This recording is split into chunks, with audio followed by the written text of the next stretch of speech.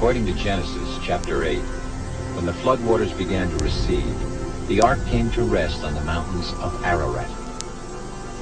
Noah and his family descended the mountain to begin life anew. God had commanded that they should not remain in one place, but should go forth, be fruitful, and replenish the earth.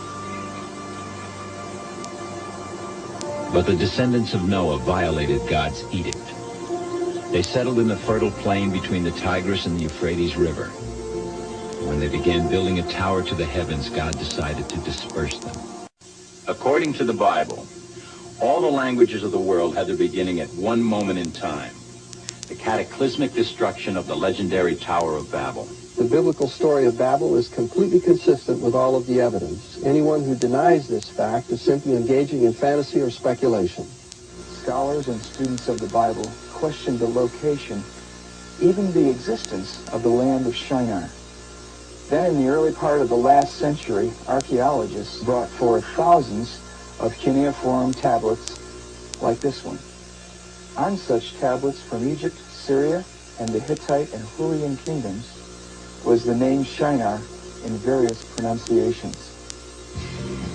The land where the biblical story was set was here, in what is now Iraq.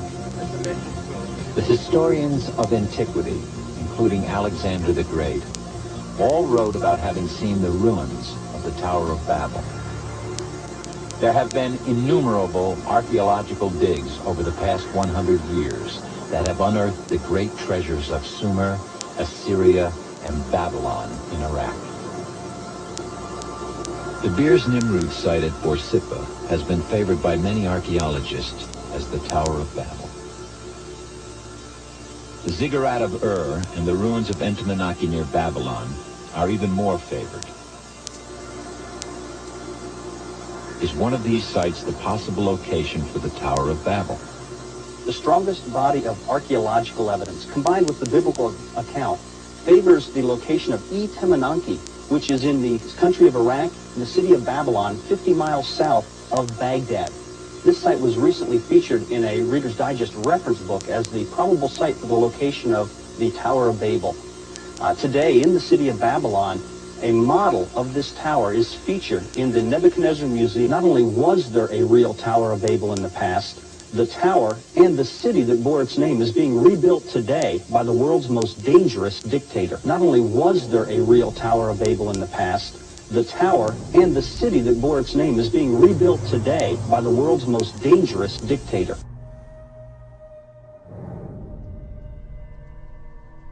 Simply stated, there is no doubt that Saddam Hussein now has weapons of mass destruction. Weapons of mass destruction. Weapons of mass destruction. Weapons of mass destruction. Weapons of mass destruction. Weapons of mass destruction. Weapons of mass destruction.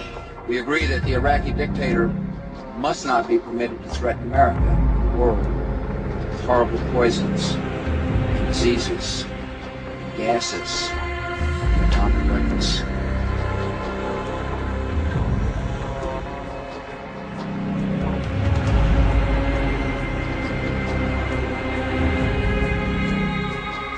Evidence from intelligence sources, secret communications, and statements by people now in custody reveal that Saddam Hussein aids and protects terrorists, including members of Al-Qaeda. I want to put into the record, Mr. Chairman, a page from this document put out by the Bush administration, the Network of Terrorism. It was put out a month after 9/11. A page that says countries where Al-Qaeda or affiliated groups have operated. Iraq is not listed. The temple towers of Mesopotamia were centers for communicating with ancient astronauts. I believe the tower was intended as a communication device, but not with any so-called ancient astronauts, rather with the spirit world of demons and fallen angels. Rather with the spirit world of demons and fallen angels. We have before us the opportunity to forge for ourselves and for future generations a new world order, a world where the rule of law, not the law of the jungle, governs the conduct of nations. When we are successful, and we will be, we have a real chance at this new world order, an order in which a credible United Nations can use its peacekeeping role to fulfill the promise and vision of the UN's founders.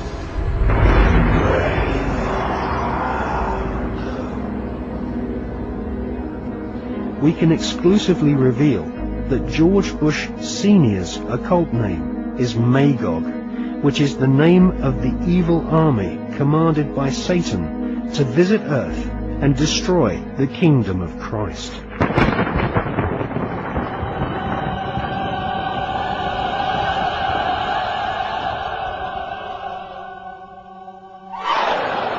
These minor antichrists, or dajjals, herald the era of the great dajjal, the supreme antichrist, the premier son of Satan, who will spread terror in the name of peace. So long until they suspend and or make it clear that they that their statements aren't real. Yeah, I believe they want to have the capacity, the knowledge, in order to make a nuclear weapon, and I know it's in the world's interest to prevent them from doing so. I believe that the Iranian, if Iran had a nuclear weapon, it would be a dangerous threat to world peace. We got a leader in Iran who has announced that he wants to destroy Israel. So I've told people that if you're interested in avoiding World War III, it seems like you ought to be interested in preventing them from having the knowledge necessary to make a nuclear weapon.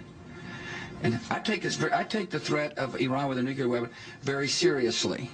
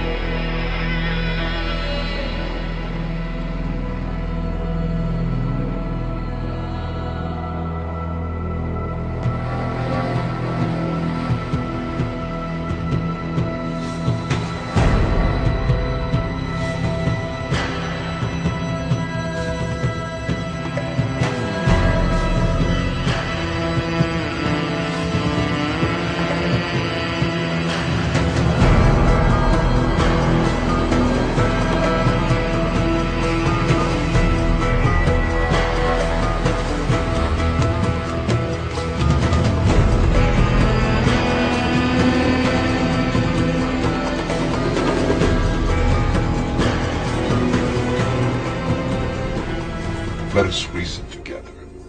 It would be a regrettable waste. It would be nothing short of madness for you, brave king, and your valiant troops to perish. All because of a simple misunderstanding. There is much our cultures could share. Haven't you noticed? We've been sharing our culture with you all morning. Yours is a fascinating tribe. Even now you are defiant. In the face of annihilation, in the presence of a god.